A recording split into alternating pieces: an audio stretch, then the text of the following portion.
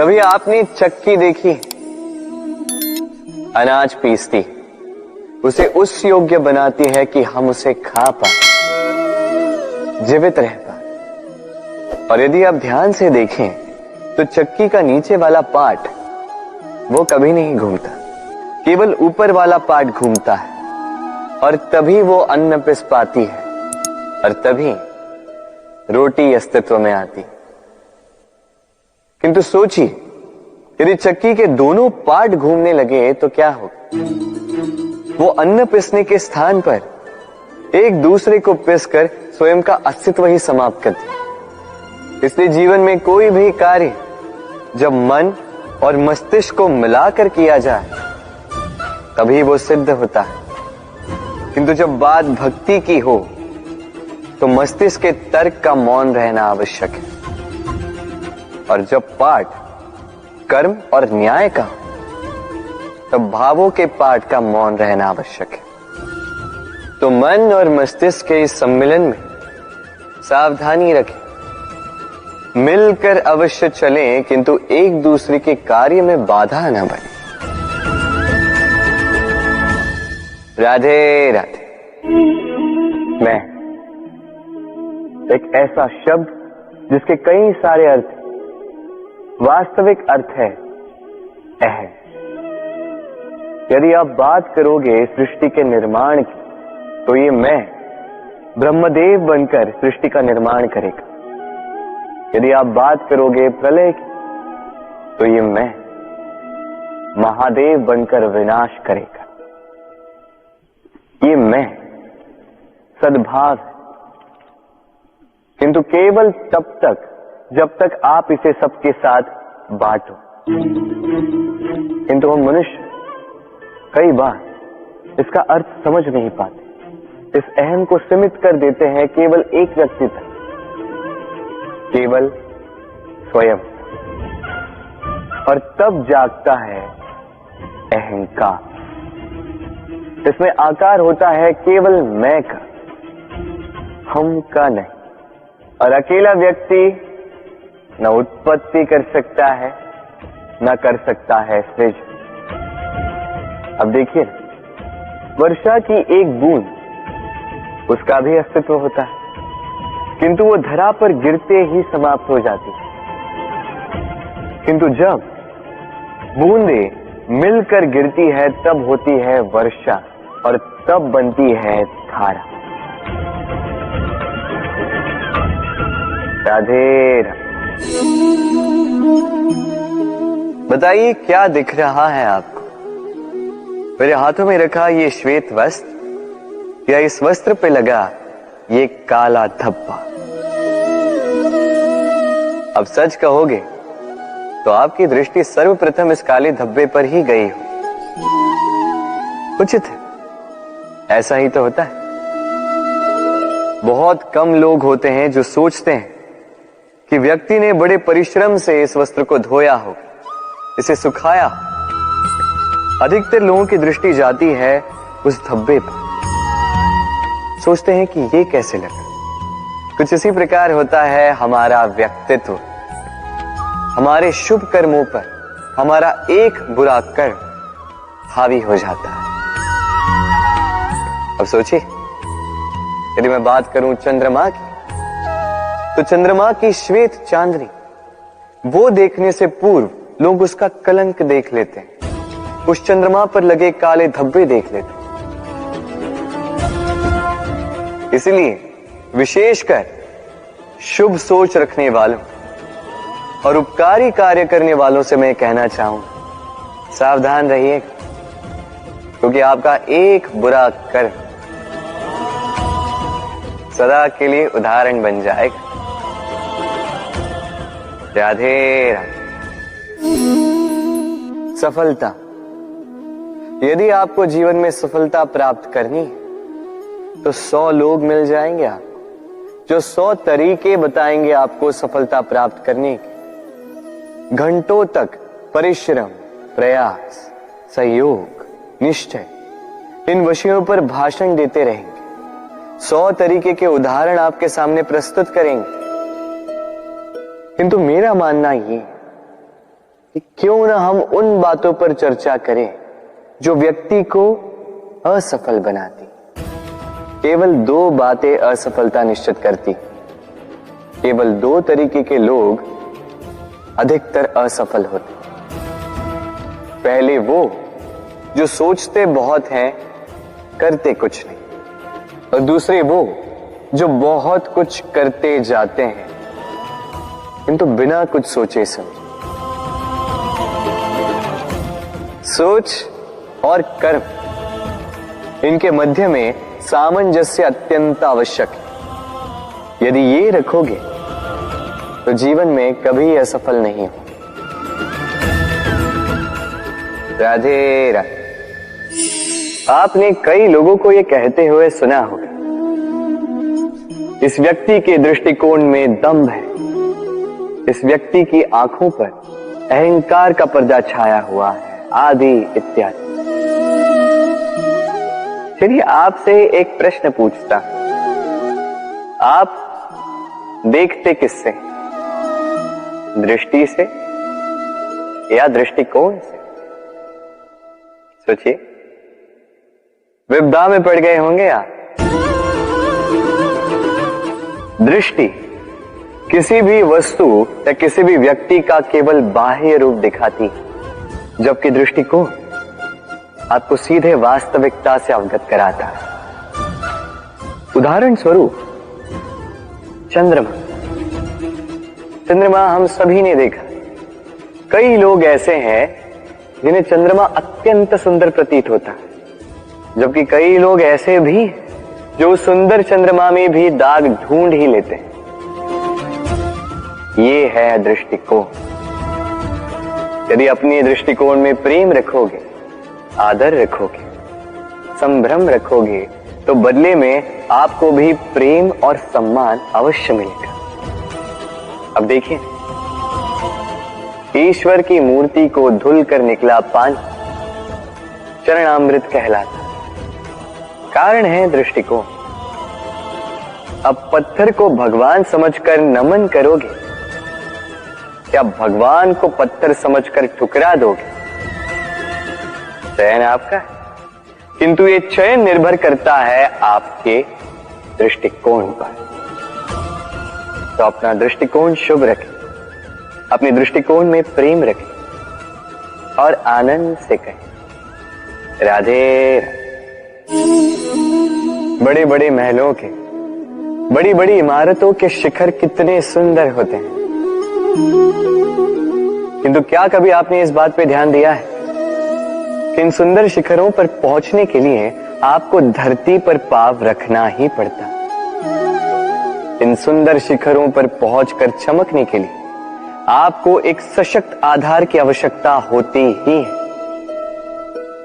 यदि आप बिना किसी सशक्त आधार के, बिना इस धरती के आधार के केवल ऊंचाई की ओर अग्रसर होते जाओगे तो सदा असफल रहोगे।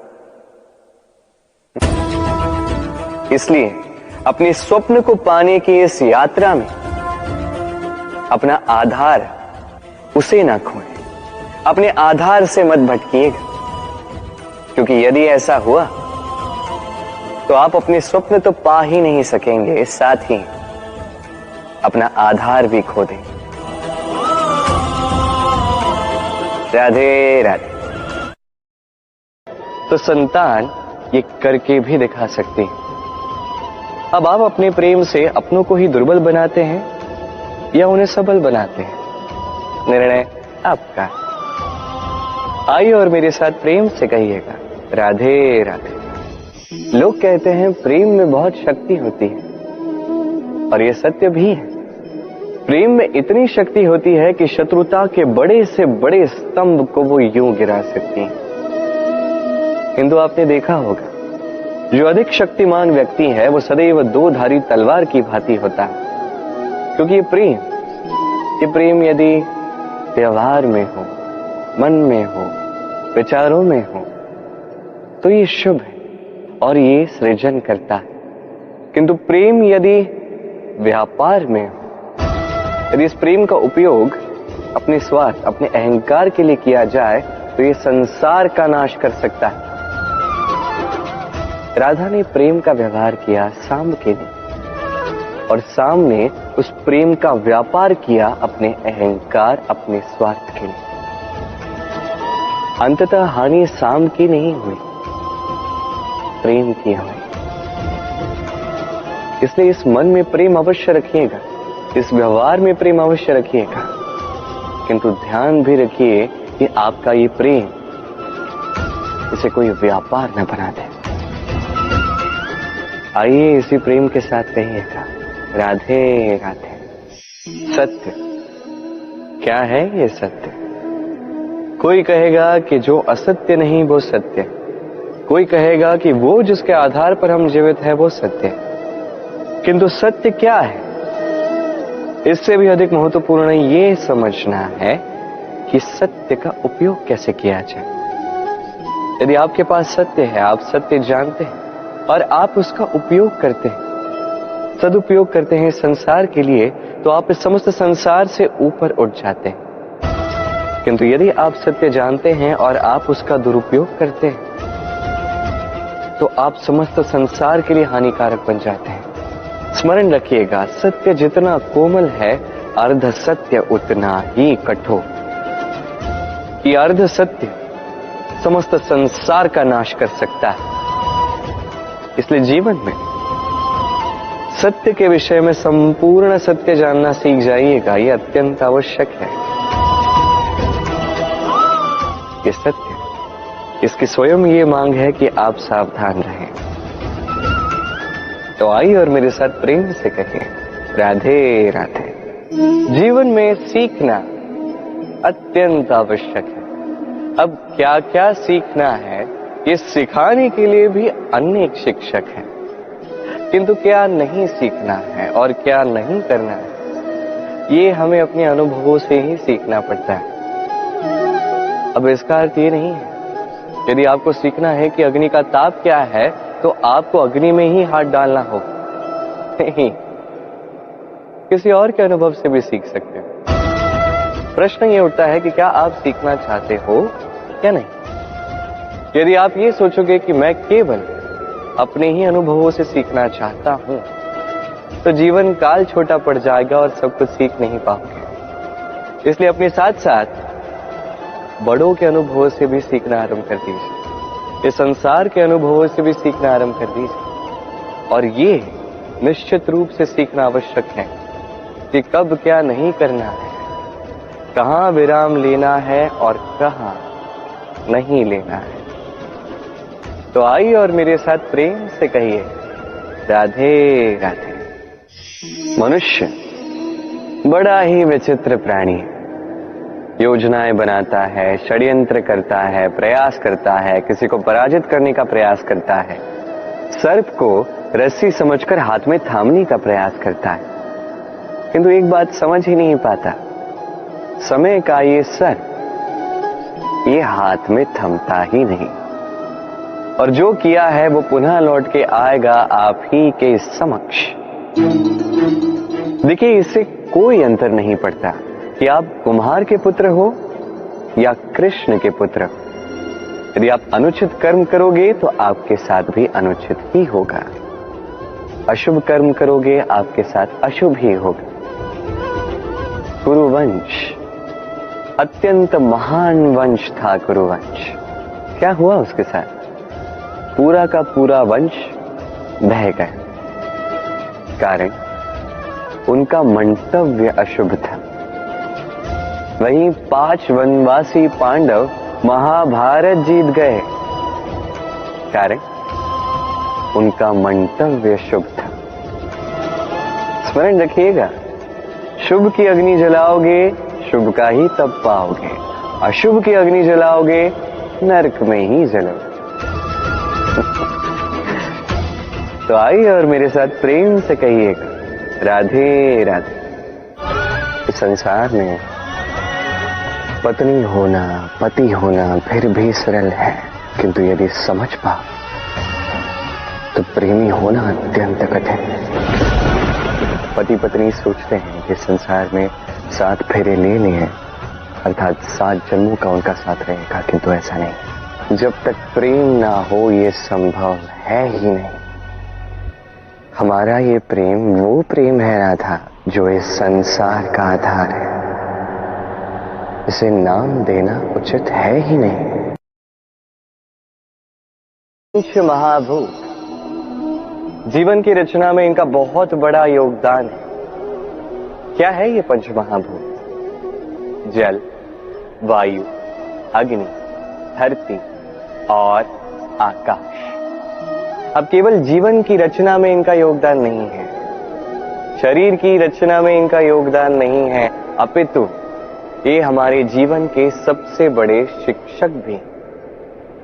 अब आप अचंभित हो जाएंगे कि कदाचित उस दृष्टिकोण से आपने कभी देखा ही नहीं। मैं आज आपको समझाऊंगा।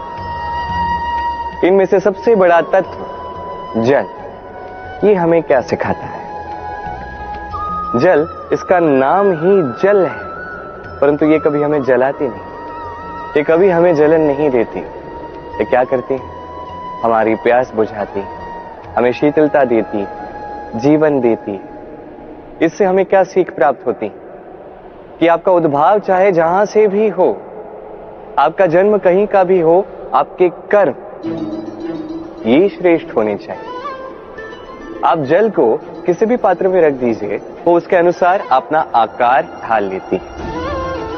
इससे हमें क्या सीख मिलती? इससे हम ये सीखते हैं कि हर परिस्थिति में हमें ढल लेना चाहिए, स्वयं को ढाल लेना चाहिए। जिस भी देश में हम हो, जिस स्थान पर हम हो, जिस भाव में हम हो, जिस व्यक्ति के साथ हम हो, हमें सुख के साथ जीवन व्यतीत करना चाहिए। देखिए कितनी बड़ी शिक्षा दी हमें जल ने, जो कभी हम देख ही नहीं पाए। स्वयं को जल की भांति बना दी। सुख की धारा में स्वच्छंद होकर बहेंगे आप। स्वयं के आकार को तोड़ दीजिए, स्वयं की सीमाओं को तोड़ दीजिए। आप एक दिन महानता अवश्य उपलब्ध करेंगे। तो आइए और मेरे साथ प्रेम से कहिएगा, राधे राधे। जीवन के 5 महातत्वों में से दूसरा तत्व है धरती, भूमि, धरा, धारण करने वाली, जो हम सभी को धारण करती है, अच्छा हो या बुरा, अपने कर्तव्य का पालन करती। और यही सीख है हमारे लिए। हमें भी हमारे सारे कर्तव्यों का पालन करना चाहिए, चाहे वो हमारे प्रति हो, हमारे परिवार के प्रति हो, समाज के प्रति हो या ईश्वर के प्रति। ये सीख हमें धरती देती है। ये पैरों से पिसती है और बदले में हमें वनस्पति देती। आगे चलने के लिए हम इस धरती को पीछे ढकेलते हैं अपने पांव से। ये धरती हमसे घृणा नहीं करती, ये हमारे अगले कदम की प्रतीक्षा करती है, उसका स्वागत करती। और कदाचित इसीलिए इस धरती को धरती माता कहा जाता है। और ये पदवी, ये स्थान, ये सम्मान, ये प्रेम, इसके आकार के कारण या भार के कारण इसे नहीं मिला है, इसे मिला है इसके संस्कार के कारण। यदि आप भी धरती की भांति बन जाते हैं, यदि आप भी अपने सारे कर्तव्यों का पालन करते हैं, विश्वास के साथ उसे स्वीकार करते हैं, यदि किसी और की सफलता में भी आप प्रसन्नता प्राप्त करना सीख जाते हैं, फिर आप थोड़ा सा कष्ट सह के किसी और को प्रसन्नता दे सकते हैं, किसी और की सेवा कर सकते हैं, तो आप भी धरती की ही भांति महान बन सकते हैं। तो आइए और मेरे साथ प्रेम से कहिएगा, राधे राधे। जीवन के 5 महातत्वों में से एक है वायु। वायु जो कभी दिखती नहीं, अभी तो उसे अनुभव हम कर सकते हैं। और सबसे अधिक अनुभव इसका तब होता है जब वायु की कमी होती है। वायु लुप्त हो जाए तो तुरंत ही हमें ज्ञात हो जाता है कि अरे वायु तो नहीं है, ये तो समस्या होगी। अब इस वायु से हमें क्या सीख मिलती है? ये वायु हमें सिखाती है कि कभी हमें अहंकार नहीं करना चाहिए। हम सभी कहीं ना कहीं चाहते हैं कि हमारी श्रेष्ठता, हमारी योग्यता, हमारी महत्वता ये संसार समझे, पर अपनी महत्वता सिद्ध करने के लिए बल दिखाने की आवश्यकता नहीं। क्योंकि जब कोई व्यक्ति, ये समाज, ये संसार आपको स्वयं से दूर करेगा, आपसे दूर चला जाएगा, तो आपकी महत्वता क्या है इसका आभास उन्हें अपने आप ही हो जाएगा। आपको कुछ करने की आवश्यकता नहीं। वायु की भांति बन जाए, वायु जिसका कोई भार नहीं, परंतु जब समय आता है, जब तूफान का ये रूप लेती है तो बड़े से बड़ा विध्वंस मचा देती, और तब इसकी शक्ति की कोई तुलना नहीं। वायु जो अपने संचालन से पृथ्वी को प्राण देती, अपने परिवहन से ये मेघ लाती, इस धरा की प्यास बुझाती, वायु की भांति आप बन जाएंगे तो हल्के हो जाएंगे, ऊपर उठेंगे इस संसारिकता से, भौतिकता से, मोह माया से, और तब आपको आभास होगा कि प्रेम क्या है। तब आप जानेंगे कि देना ही जीवन है। तो आइए और मेरे साथ प्रेम से कहिएगा, राधे राधे। जीवन के पंच महातत्वों में से एक तत्व है आकाश। आकाश जो निराकार है, जिसका कोई आकार ही नहीं, आकाश जो अनंत है। और सदैव हमें ये लगता है कि ये आकाश हमसे जुड़ा हुआ है। क्यों? अभी आकाश हमारे लिए क्या कुछ नहीं करता, ये हमें उड़ने की स्वतंत्रता देता है, ये मेघों को धारण करता है ताकि हमारी प्यास बुझ सके, ये सूर्य को उसका स्थान देता है, चंद्रमा को उसका स्थान देता है, ताकि हमें प्रकाश भी मिले, अंधकार भी मिले, ताकि हमारे जीवन में सामंजस्य रह सके। अब आकाश से बहुत कुछ सीखने के लिए है। यदि हम भी आकाश की भांति बन जाते हैं, हमारे अपनों को वो स्वतंत्रता देते हैं जिससे वो उड़ सके, जिससे वो अपने सपनों को पूर्ण कर सके, जिससे वो इस जीवन को स्वयं अनुभव कर सके, स्वयं अपने पैरों पर खड़े हो सके, तो सोचिए हमारा अस्तित्व भी कितना विशाल हो जाएगा। यदि आप भी आकाश की भांति बन जाएंगे तो आप भी आकाश की ही भांति अनंत हो जाएंगे।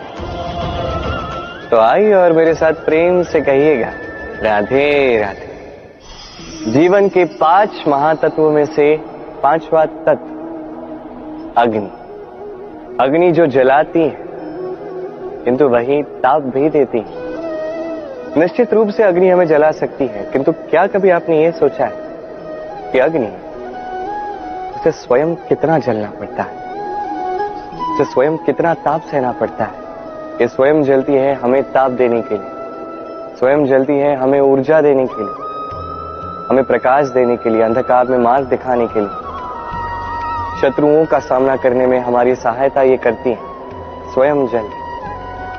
जब हम किसी देवता के लिए यज्ञ करते हैं तो देवताओं के भोजन को ग्रहण करने का निमित्त ये बनती है। कितना कुछ स्वयं सहती है, कितना कुछ हमें देने के लिए। आप भी अग्नि की भांति बन जाइए, स्वयं कष्ट सहिए दूसरों की सहायता के लिए, उनके जीवन के उद्धार के लिए, अपने प्रियजनों के लिए, अपने परिवार के लिए, अपने माता पिता के लिए, इस समाज के लिए स्वयं पीड़ा उठाइए। प्रकाश पुंज बनिए और सबका मार्गदर्शन कीजिए, सबको मार्ग दिखाइए। जिस दिन आप अग्नि की भांति बन जाएंगे, उस दिन जैसे अग्नि की पूजा की जाती है, आप भी वैसे ही पूजनीय बनेंगे। जैसे हर शुभ कार्य में, हर यज्ञ में, हर पूजा में अग्नि को स्मरण किया जाता है, वैसे ही हर शुभ कार्य में आपको भी स्मरण किया जाए। और जिस दिन आप ऐसा बन जाएंगे, उस दिन जीवन का वास्तविक मर्म क्या है आप जान जाएंगे। तो आइए और मेरे साथ प्रेम से कहिएगा, राधे राधे। पंच महातत्व, पंच महाभूत, इनके विषय में मैंने सब कुछ आपको बता दिया, कैसे ये हमारे जीवन के सबसे बड़े शिक्षक हैं और क्या शिक्षा हमें इनसे प्राप्त होती। निश्चित रूप से ये पंच महातत्व हमारे देह का निर्माण करते हैं, किंतु एक छठा महातत्व भी है, एक ऐसा तत्व जिसका ना कोई भार है, ना कोई परिमाण, परंतु अत्यंत महत्वपूर्ण है। सोच। कोई इसे आत्मा कहता है, कोई इसे विवेक कहता है, कोई प्राण कहता है, तो कोई कहता है चेतना। अब ये चेतना जब पंच महातत्वों के साथ जुड़ जाती है, जब एक हो जाती है, तब मनुष्य जीवन का निर्माण होता है। अब आपके देह का निर्माण जन्म से ही पंच महातत्व कर देते हैं, किंतु ये सोच, ये चेतना, इसे आपको स्वयं आगे ले जाना है, इसे दिशा देनी है, इसका विकास आप ही को करना है। कैसे? आप पर निर्भर करता है। आप इसका सदुपयोग भी कर सकते हैं, दुरुपयोग भी कर सकते हैं। एक ऐसी दिशा दे सकते हैं, ऐसा सदुपयोग कर सकते हैं कि आप किसी दिन भगवत गीता का ज्ञान दें। ऐसा दुरुपयोग भी कर सकते हैं, ऐसी दिशा भी दे सकते हैं कि आप शकुनी की भांति महाभारत रच दें। चयन आपका है, बस इस चेतना की शुद्धता का विशेष ध्यान रखना होगा। यदि ये चेतना शुद्ध होगी तो प्रेम होगा, यदि ये चेतना अशुद्ध होगी तो द्वेष होगा, और मेरे विचार से सुख और शांति प्रेम से ही मिलेगी, द्वेष से कदापि नहीं। तो आइए इसी प्रेम के साथ कहें राधे राधे।